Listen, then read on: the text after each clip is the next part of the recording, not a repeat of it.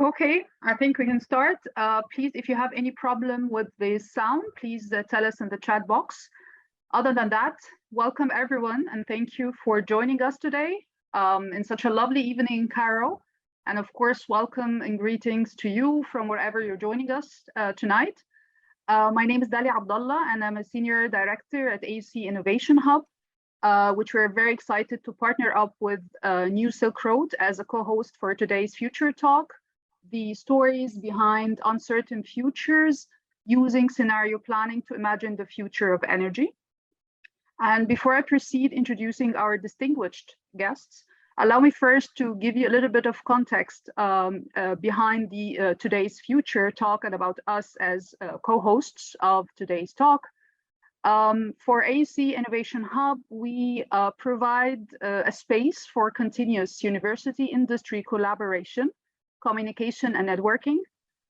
Being located at the heart of the AUC campus, we are very keen to strike industry partnerships, multidisciplinary research, and exponential learnings, through which we can offer and help corporations, startups, and AUC faculty and students the opportunity to collaborate together on strategic research projects and co-create innovative solutions for Egypt's and the region's toughest challenges.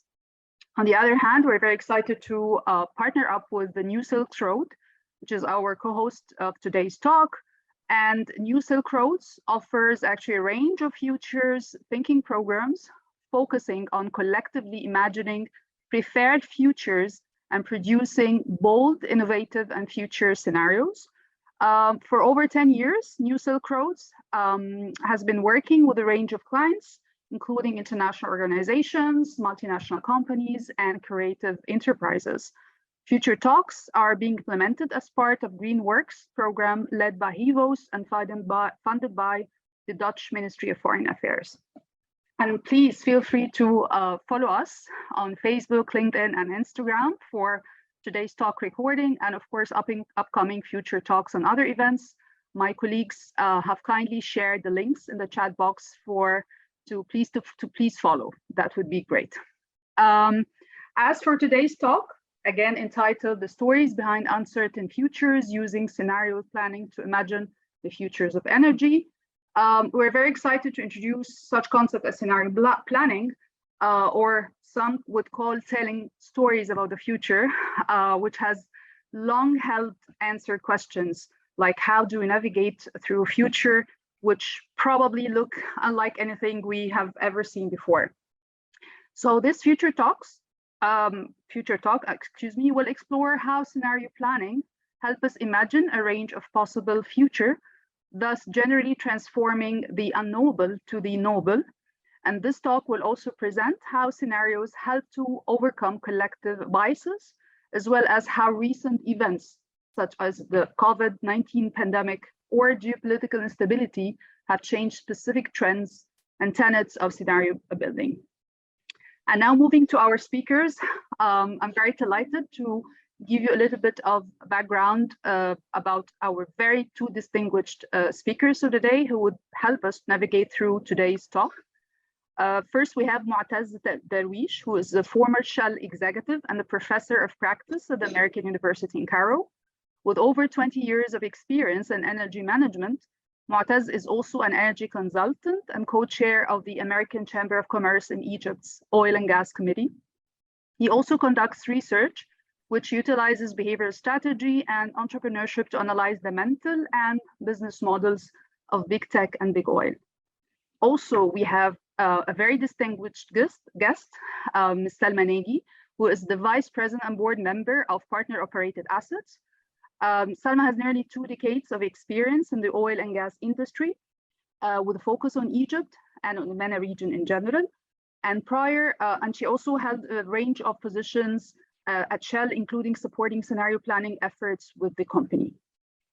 So thank you so much, Salma and Moataz, for giving us the time today, and we're very excited to look forward into your talks. Before I hand it over officially to you, I would like to remind everyone with a few housekeeping notes. This future talk will start by presentation by Moataz and Salma, followed then by moderated discussions and Q&A session with questions from you as the audience. So in order to better prepare for this session, we will be collecting questions from the audience for our speakers throughout the talk via the chat box at the bottom of your screen. You can submit a question at any time, and you don't need to wait till the Q&A session starts. So please just submit a question if you ever have. And please, we kindly ask you to phrase your question in the form of well-written structured question. And if you would like, please add your name and affiliation if possible. Finally, please note that this webinar is being recorded and that we'll be sharing the video publicly online after the talk. Now, without any further ado, I'm happy to give the floor to Salma and Moataz, and we're looking forward to your talk. Please go ahead. Thank you very much, Dalia. Let me start by sharing my screen. As Dalia kindly mentioned, I'm Salma Nagy. I'm the VP for Partner Operated Assets at BP. And I'm joined today by my dear colleague, Moataz Darwish. And we're basically here to talk to you about scenario planning and using scenario planning as a tool to imagine the future of energy. We have, if you can see the outline here, we're going to talk to you about why we like scenario planning so much, what the difference is between scenarios and forecasts, and what biases we need to be aware of when thinking about scenarios.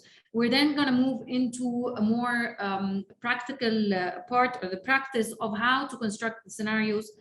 We were going to demonstrate a case study, and then we're going to have a short discussion before taking your questions. So when we talk about scenarios, what are scenarios, and or what do we mean when we talk about scenarios? So basically, scenarios are an attempt from us to develop plausible and challenging stories of the future.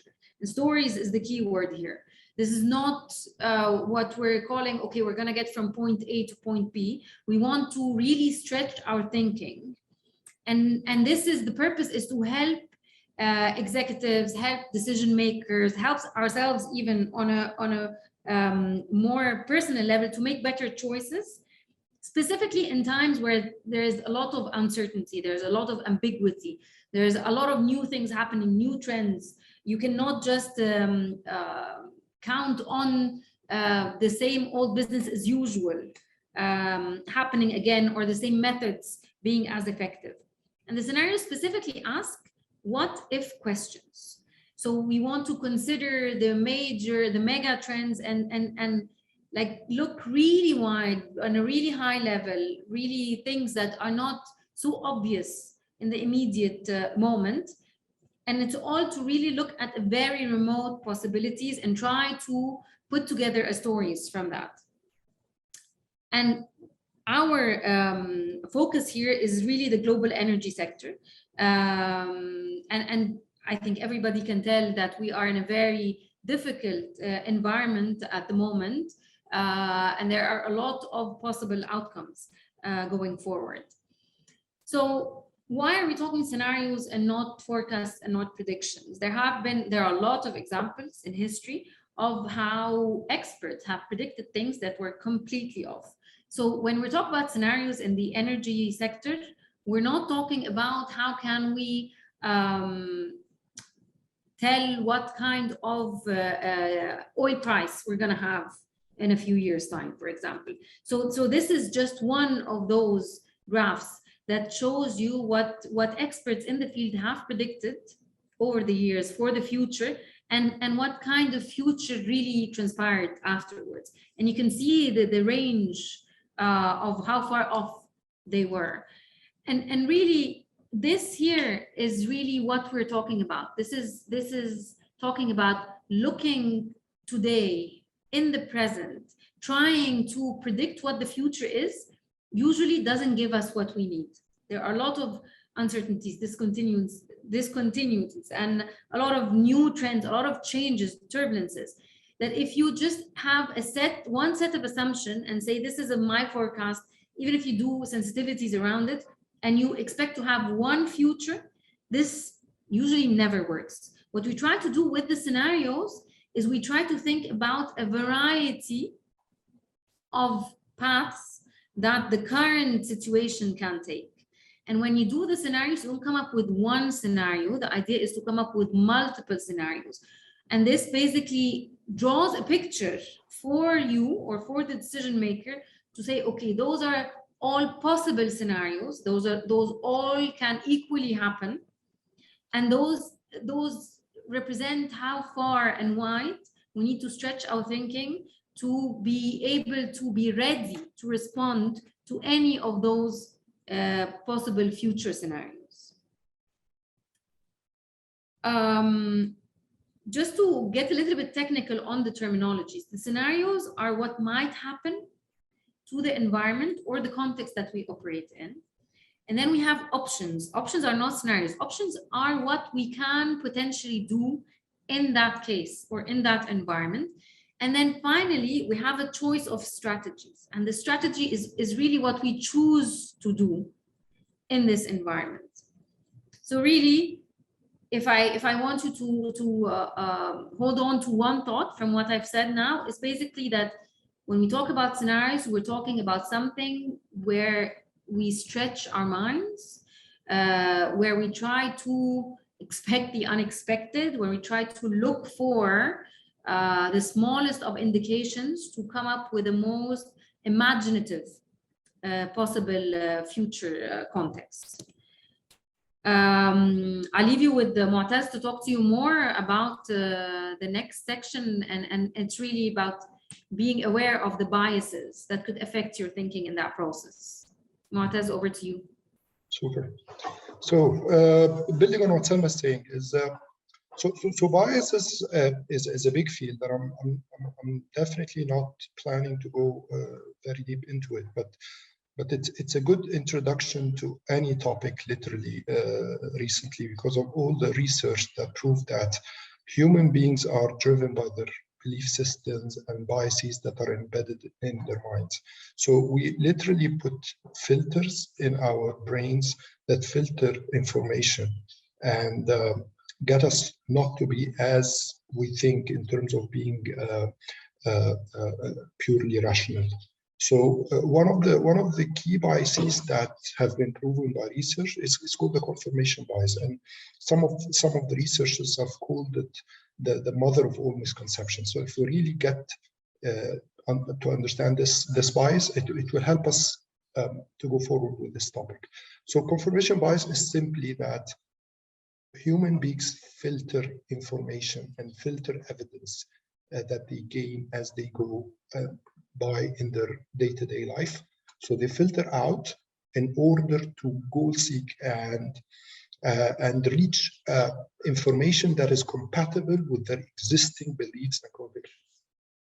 So we're not really as rational beings as we always thought. We actually are extremely biased, and we look for information that matches our existing beliefs. So one example that is mentioned in literature is the internet.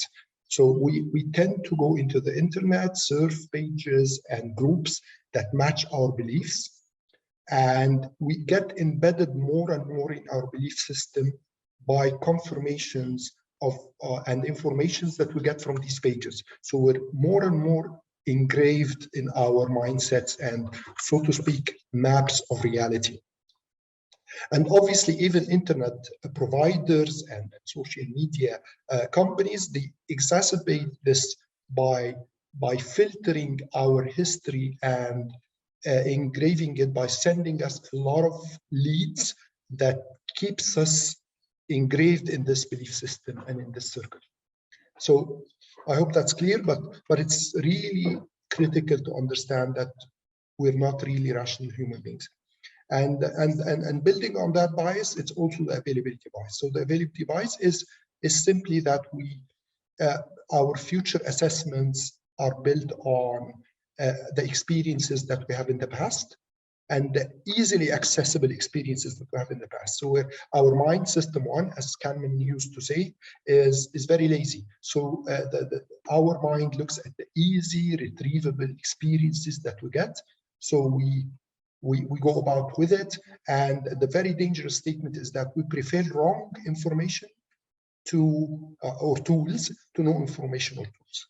And that's extremely dangerous. The final one, which is very relevant to our case here, is the forecasting illusion. So people assume they're good with forecasting. Experts always portray the confidence that they're good with telling us what will happen in the future. Research proved beyond doubt that experts are marginally better than random forecast generators, especially when it comes to complex systems and long time frames. Hence, one of the critical tools that help de-bias us is scenario planning. So we're putting scenario planning in the context of trying to de-bias our mindsets as business leaders and as human beings. Next slide will give us some sort of proof and evidence that this is what I've been saying is actually true. So if you flip to the next slide, and I'll skip the halo effect. If you want to know more of halo effects, you can read the book. It's by the same name, and it's a fabulous bestseller. So this is building on that. There is a statement in scenario planning that's called the illusion of certainty. So people assume they are certain about their positions, and it's basically illusion. And as I said, experts are no different. And we have multiple examples that are sort of borderline comical or funny. So, for instance, Thomas Edison, the expert of all experts, was assessing the phonograph music player as something that has no commercial value. Watson, the founder and the chairman of IBM in 1943 was quoted that computers have no market, basically. And on, lots of examples, but the one that I sort of enjoy most is the next one, which is a video that Salma hopefully can share with us, that is built on the CEO of Microsoft for years and years, right before Nadal picked up in 14-15. Ballmer is a prominent business leader, and he was commenting about the iPhone in 2007 when Steve Jobs launched it. So that was an interview right after Steve Jobs announced the iPhone for the first time in 2007. To transition from that, so we established why scenarios and the reasons are we are biased human beings. Even experts are not very good with it. We demonstrated that forecasting as a tool is not really good, especially with complex systems in a context of turbulence and uncertainty and novelty and ambiguity. Hence, scenario planning is a good tool that can sort of help us navigate the future. And we're demonstrating here a very simple methodology. There are lots of methodologies for scenario planning. This is probably one of the simplest. It's called the 2x2 method. And it's sort of a scaffolding concept. So to build stories of the future, you need scaffolds, as you need scaffolds for building buildings. Salma, after you. Sure. So let me just give you the sort of theoretical background of how we build scenarios. This is the more of the Oxford scenario planning approach, so to speak, what we call the 2x2 method. So you have the environment, you have a variety of things happening, a lot of factors around you, and you need to pinpoint a point to start thinking about the future. So what we do with the 2x2 method is basically we scan the environment and we pick two uncertainties and two what we call the critical uncertainties. So if we're talking about energy, we look at the environment and we look at, obviously, one of the very obvious ones is climate change, for example. You can look at whatever, we can look at energy security, you can look at emissions, you can look at a lot of things, but you have to, in order to start drawing those stories, drawing the scenarios, you have to pick the two most relevant critical uncertainties. So you take two mega trends that are independent, yes, yes, and independent uncertainties, independent of each other, and you basically draw a quadrant.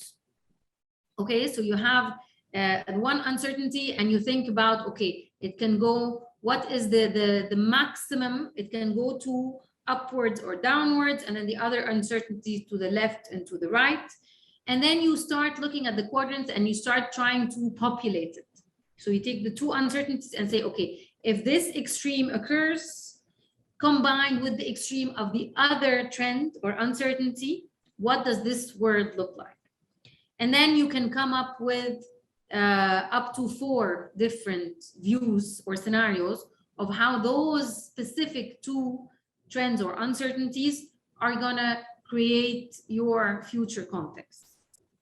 So you start by defining your focal question, or what is the issue you're looking at. There are hundreds and thousands of issues that you can pick, but you have to be very, very specific as to what your question is. And then you look at the driving forces. What are the driving forces around this specific question, around your industry, around your specific, say, dilemma at the moment?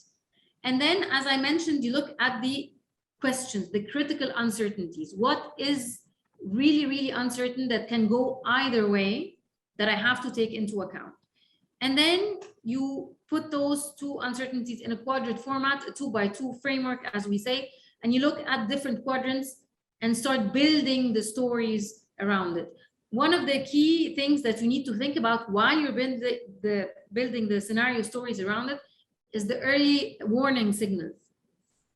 What are things that could be not very obvious at the moment, but you can see somewhere in the world, this is starting to happen, and it could potentially become then a mega trend that's it's very, very uncertain, but it's something interesting to you, something that could mean a lot, have very significant implications for your area. And then this is how you go about building the scenarios or the stories.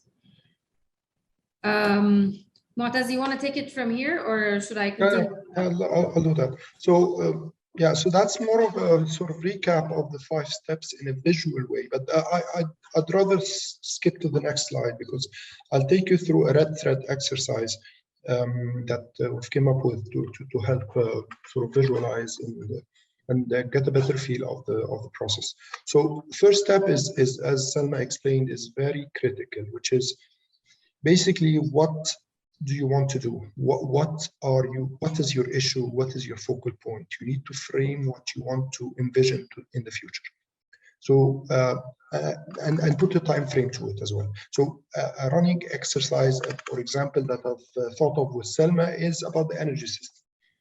So what is basically the future of the energy system, and how is it impacting society, and how is society is impacting it? So it's the future of the energy system, basically. What does it look like?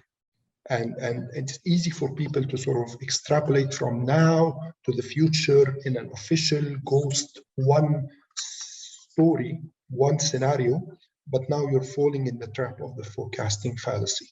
And to avoid that, you need to stretch your thinking, as we explained, and do some more scenarios. So yeah, you might want to still honor your ghost scenario, which is the sort of the one in your head or in the organization's head, but it's good to have other plausible scenarios or stories in the future as well. Think of it as movies in the future, so sci-fi movies. So if you think of one of the movies, and Back to the Future for the older generation as I am. This is one version of what the future might look like. And you look at another one, Minority Report, for instance, and then you look at another sort of story into the future and how it will unfold, technology-wise, for instance, or whatever. And a third one, and a fourth one. So you really enrich the plausible stories that might happen. Next slide.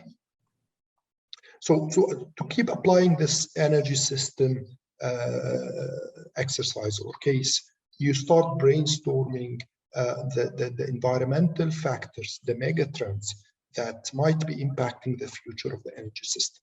And we look at the societal impacts and megatrends that might be impacting that.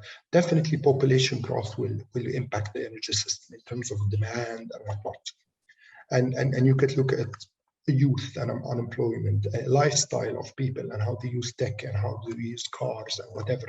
So lots of behavioral issues, societal issues that can impact the energy demand, energy supply, and energy system altogether. Adoption of electricity and electrification. Everything that talks about tech, as we've been talking here, is only a function of how the society will accept it. So there is a critical tandem between technology and adoption of technology, which is basically the people's behavior.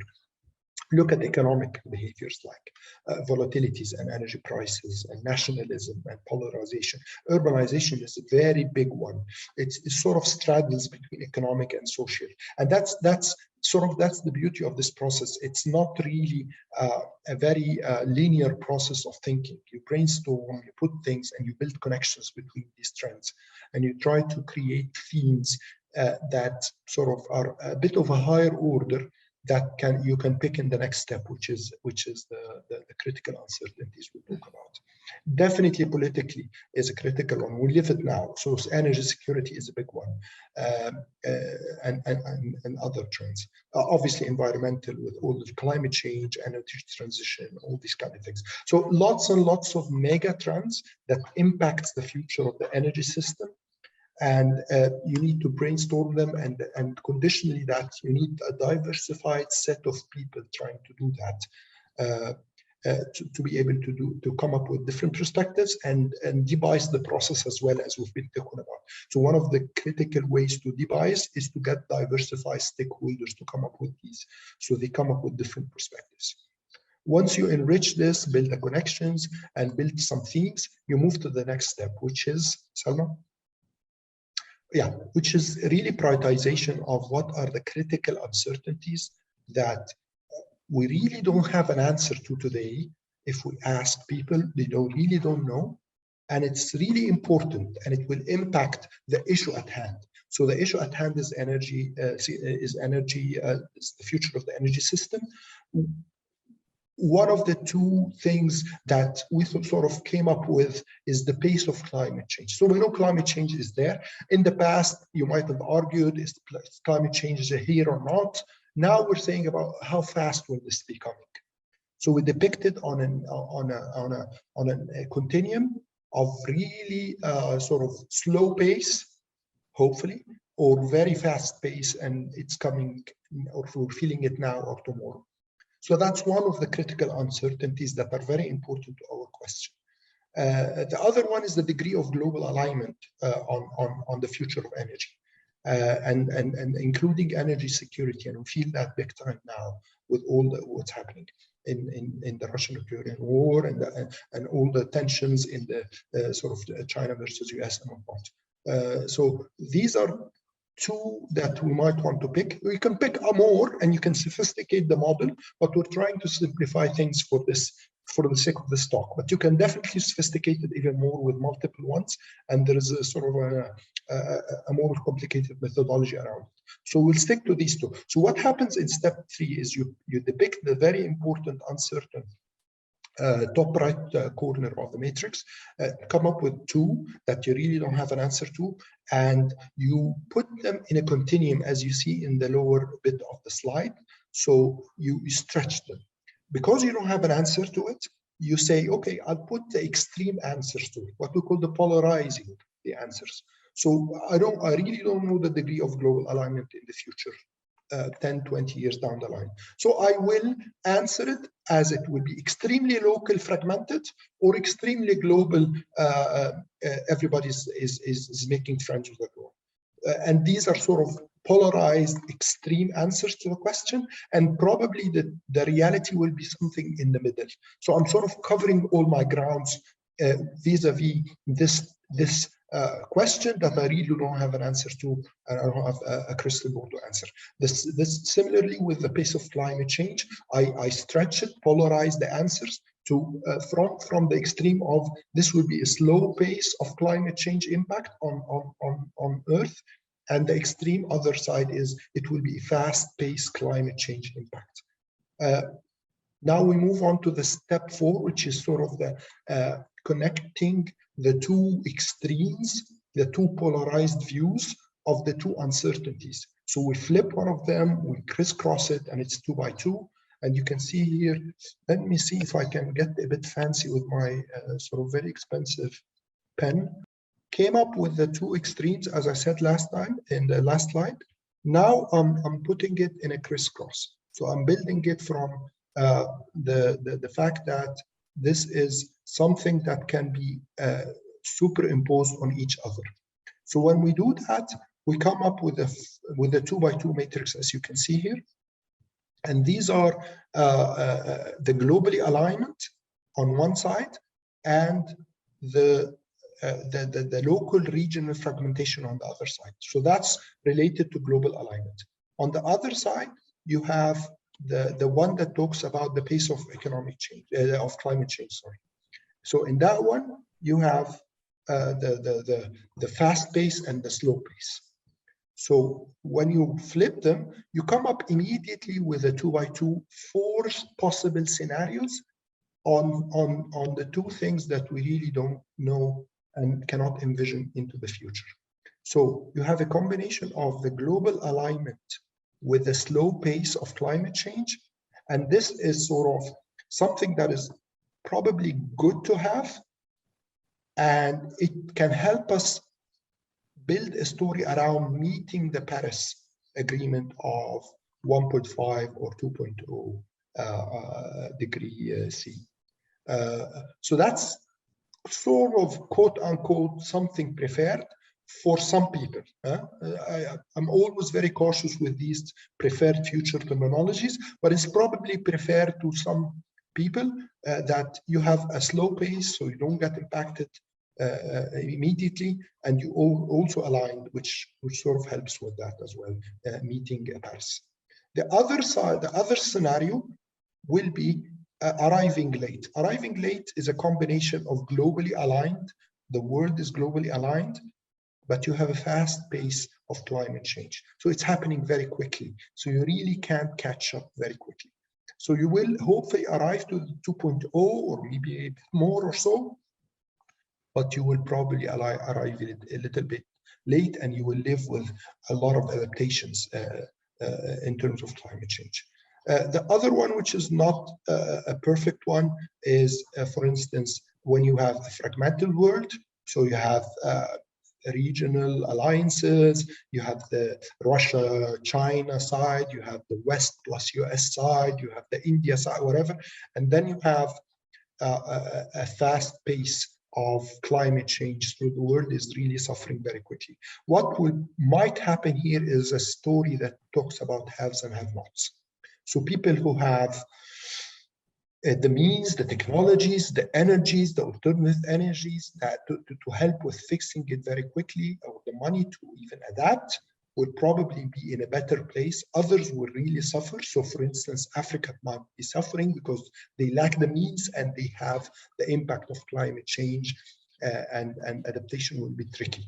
So that's a scenario we want to look at as well. And you can build a fourth one, you can build only 2, whatever you want, as long as these 2 criteria, 2 uncertainties are independent, you will have rich stories to build on. And then you build in step 5 for every one of these 3 or 4 a story. So you build a story with multiple variables, including other variables that are less uncertain, but still important. So you might have variables connecting all 3 stories or 4 stories, because we know it will happen anyway. For instance, population, we know it's growing. Urbanization, we know it's growing. So you can add these very important but probably less uncertain variables in your stories and come up with something that you can visualize, feel, and connect to as a futurist who's trying to build the scenarios to inform your strategic options, your policy advocacy, your policy making, or even as Salma mentioned, the early warning signals that you might want to help with in order not to get caught not ready when one of these scenarios arrive at your doorstep. So that's my story here. What's next, Salma? Is it the recap? Yeah. You usually like to recap, so I'll leave it to you. Okay, so yeah, I think we gave you a lot of information, but there are some very important things to keep in mind. First of all, biases are very important. And I've also snuck a peek at the questions. And the idea is it's really important to also avoid a groupthink environment. So it's not that you're just getting the experts. And if you are, for example, if it's a company and you're trying to come up with scenarios to decide on your strategy, you don't, you can't just keep it within the people who work together all the time, who have the same views, who work in the same environment. You need to have a diverse a group of stakeholders who sit around the table and keep those biases in check, basically. And you have to be comfortable. If you stick on that exercise, you have to be very comfortable with a lot of challenge to a lot of assumptions, because the whole idea is to stretch your thinking as much as possible and think about things that you wouldn't usually assume in your everyday life. And what you try to do is basically you try to make your thinking or your context as broad as possible. Think about things that are extreme, that you think are unlikely, but there's high uncertainty there that maybe, just maybe, it will happen. And then if you take those extremes and put them together in that 2x2 framework, then you will start getting interesting stories that can, you know, give you a lot of options to think about. And one term we love to use, because we're both graduates from the Oxford program, is plausibility. So a lot of futurists use preferred and possible and whatnot. In the Oxford methodology, we talk about plausibility. So yes, they're extreme. Yes, they're sort of might look like they're unlikely, but they're plausible. So they might happen still. Yeah. Salma. Yeah, and one of my favorites is looking for weak signals. And I think that's one of the most interesting parts of thinking about scenarios and creating those stories. You really want to look at, okay, maybe there is a startup somewhere in Latin America that is looking at doing X. And maybe they'll fail tomorrow, maybe it's very unlikely. It's a weak signal, but it could happen. It's potentially happening. It's potentially starting. So you want to take those things into account. You don't want just to think about the obvious ones and just go with them, because then you're not going to have anything new to challenge your thinking. You want to look at those weak signals, at the pockets that exist somewhere in the world, very small, very weak, very new, but could potentially turn into something. Yeah, and let me build on that, Yassine, as well. It's definitely weak signals at the present, but sometimes it's ironically also things that happened in the past and we ignore or don't. So even looking at the past might be very interesting. So for instance, in the context of energy, if we look 100 years back, we see that electrification was actually getting in the very right direction, and then we dumped it somehow in the middle of the road and we picked up fossil fuel for some reason. So these are very interesting sort of past pockets in that sense, not existing pockets. Yeah. So, and I think it's important, if you're, again, it depends on the purpose of why you're doing a scenarios exercise for, but it's really important to get buy-in from the stakeholders. If you're doing this for a business, or if you're doing this for certain decision makers, you have to make sure that they believe in that exercise, because you want them actually to use those scenarios to inform their thinking, to inform their decision making, to look at things differently. If they don't believe in what you're doing and they're not putting the time and effort in it, then as with a lot of other things, it's not going to work. And then again, let me build on this as well. There is a beauty behind scenarios in the sense that it's less offending to policymakers and strategy makers, because it does not tell them this will happen and then you sort of push it in their face and they're sort of offended with it.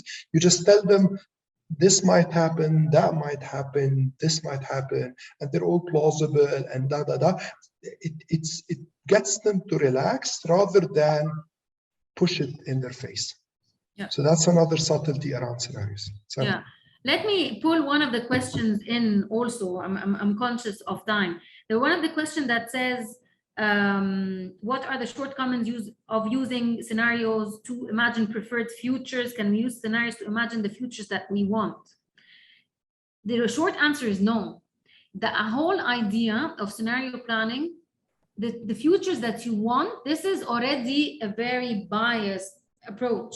So you're already loading the exercise with your own bias. You want to get to a certain goal and you want to imagine, I assume from the question, how to get there. This is not what we're trying to do. What you're trying to do with the scenario planning is exactly the opposite. You want to free yourself from your biases. You want to get a diverse audience around the table, and you want to imagine things that you have not thought of. This is not to get to a certain goal. This is to say what could possibly happen out of, you know, several options, several scenarios. What can possibly happen? How can we think about this as wide as possible? So we can, this is not the right tool to plan your way to a certain goal or to a certain scenario that you envision for the future. Having said that, Salma, let's keep in mind that after you build your scenarios in a sort of detached way, you can start building your options. And that's where you have the control. So you position your options within these scenarios and try to navigate your way through them. It's a bit difficult to explain it in a short time, but this is where you start shaping. But you need to be detached first and depict. But if I may just add to what Salma, Moataz, allow me, of course, it's very interesting, but I just to let you know from a very humble experience I had with micro businesses trying to build this, what you're trying, also what you said, Salma, is extremely important, that it's actually very much, this is not the work of one individual. It's not that Salma or Dalia is sitting in the office and just doing the scenarios. I think this is extremely important with the entire organization. If we're talking about a company, let's say in the biotech industry, and they're trying to foresee how the biotech industry is going along, I think it's the group work. It is what brings organizations together, and that fits well with what you're saying, that when you even try to present it or to get the buy-in from other stakeholders, it is an inclusive process where people feel in, because if a company, and we're talking about people from marketing, will think differently from people from purchasing, from strategy, from so I think it's bringing also the intel. Yes, sorry, it's my insight, of course. You're the experts. I'm just telling you this. You're spot on, but I'll even stretch it further. We are very cautious not to have only people from the same organization, let alone from different functions. We try to invite people from outside the organization, definitely from outside the organization. So we've been with Salma, we go a long way. So she's much younger than me anyway. But so we bring historians, we bring academics, we bring biologists. So people who have nothing to do with energy, because they come up with these different perspectives. So not even same function, not even same organization. You could go out of the organization. True. Yeah. True. And the scenarios, again, the scenarios are not to answer very specific questions. So one of the questions, for example, is how will youth unemployment impact the future of the energy sector? This is very, very, very specific. And this is more, the question is more about asking for a prediction, okay? But if you really want to explore with scenario planning this question, then you will think much broader. You will look at youth unemployment, and you look at where are the uncertainties there. If you want to take this as one of your factors, and build the framework for your exercise with it.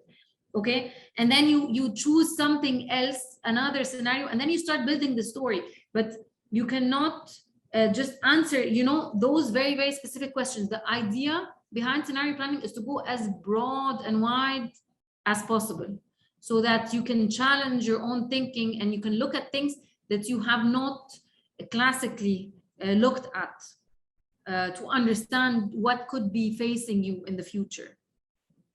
Moataz, there are a couple of questions about the biases, if you want to have a look at them and answer them, since we have only a few minutes left.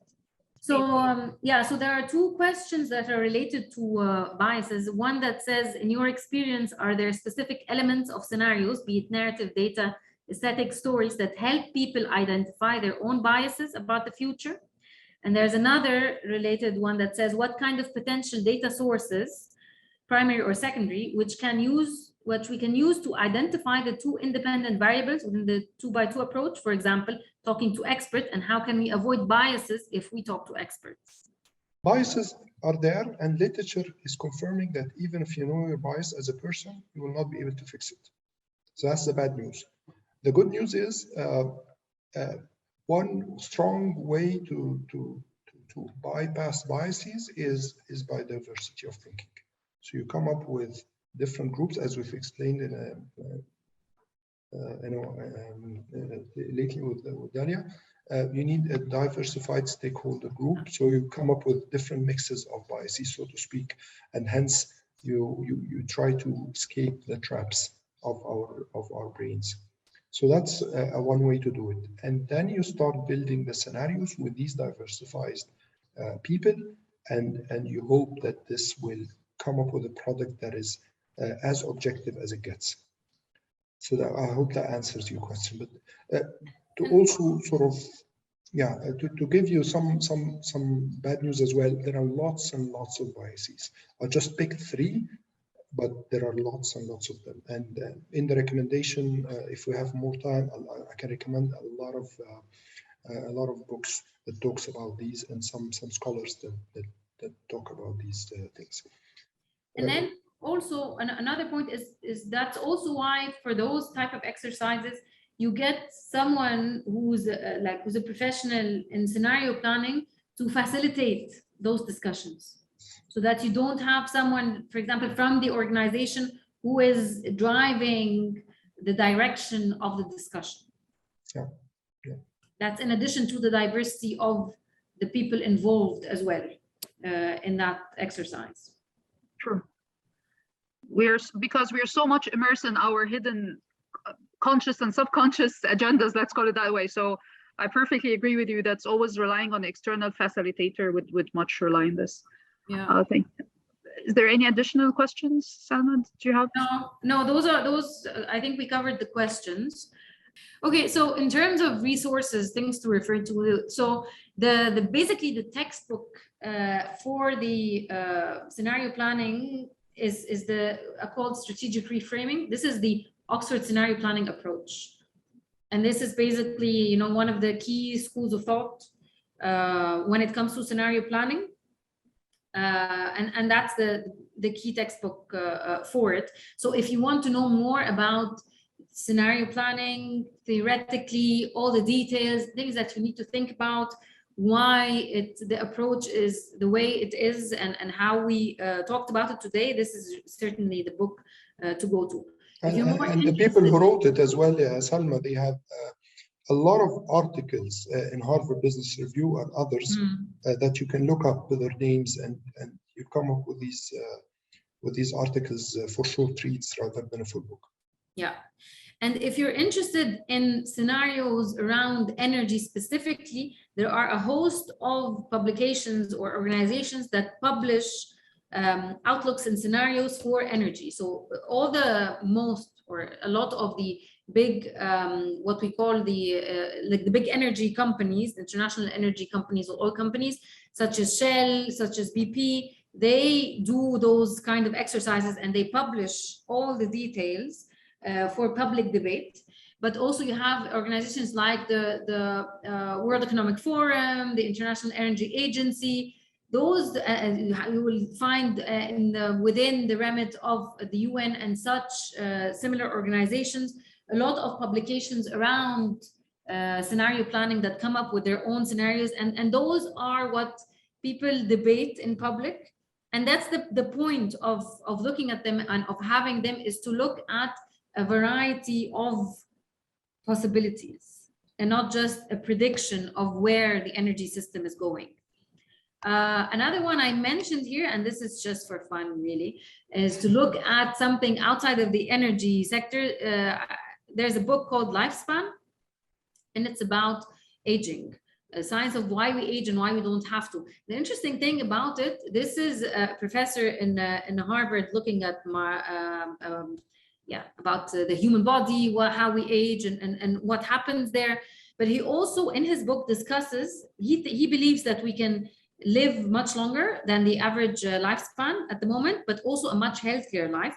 And he discusses a lot about that, but he also thinks about the implications of that when you have a population that is much larger with a much bigger segment of older people. What does this mean for politics and for economics and for the society and for relationships and for ideas and for ideologies and all this stuff? And this is really what scenarios are about. What are the implications? You build a whole story, you don't just look at one aspect of things. And this is, in my view, this is what makes it interesting. It's a whole new world and a big story that you can keep thinking about different aspects of it. Yeah, I'm not sure we want to live long and healthy in this crazy world, to be honest, Salma, but yeah, why not? He talks about that too. I personally don't want to live long, even healthy, in such crazy, unpredictable world. Yeah. So I hope that was interesting, and I hope it was also useful in a way to our audience. It was. Thank you so much, Salma and Moataz, for this super interesting insights. And scenario planning actually is it's not new, but I think it's getting the right momentum that it deserves. I think it's been around for decades, but more and more different stakeholders and partners are realizing the importance of it, and we're very happy that this is also in Egypt is getting more and more momentum and the attention that it deserves. I think that was very, very useful, and to the point, of course, as you said early on, Moataz, it also requires, it has a lot of science and details of the approach itself and the methodology itself. But I think you and Salma gave us very, very interesting overview of this. And we thank so much the audience, and hopefully we had interesting discussion for it, something to show you at tonight's entertainment part. And please don't forget to join us for future talk, and also for future, and the recording of this webinar would be available. So thank you very much until for future talks, inshallah. Thank you so much, Moataz. Thank you so much, Salma. And to my colleagues and everyone joining, and wish you a very, very peaceful night.